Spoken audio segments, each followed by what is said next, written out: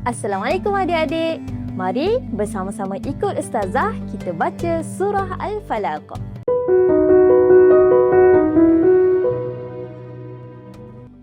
A'udzu billahi minasy syaithanir rajim. Bismillahirrahmanirrahim. Qul a'udzu birabbil falaq min syarri ma khalaq wa min syarri ghasiqin idza waqab wa min syarri naffasati fil 'uqad wa min syarri hasidin idza hasad. Makna surah. Bismillahirrahmanirrahim. Qul a'udzu birabbil falaq.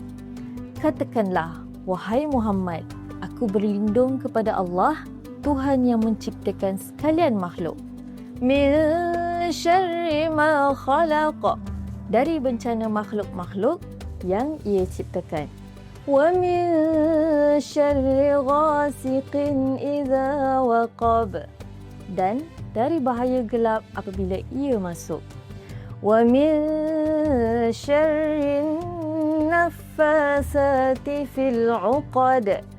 Dan dari kejahatan makhluk-makhluk yang menghembus-hembus pada simpulan-simpulan dan ikatan-ikatan. Wa min syarri hasidin idza hasad. Dan dari kejahatan orang yang dengki apabila ia melakukan dengkinya. Penjelasan ringkas.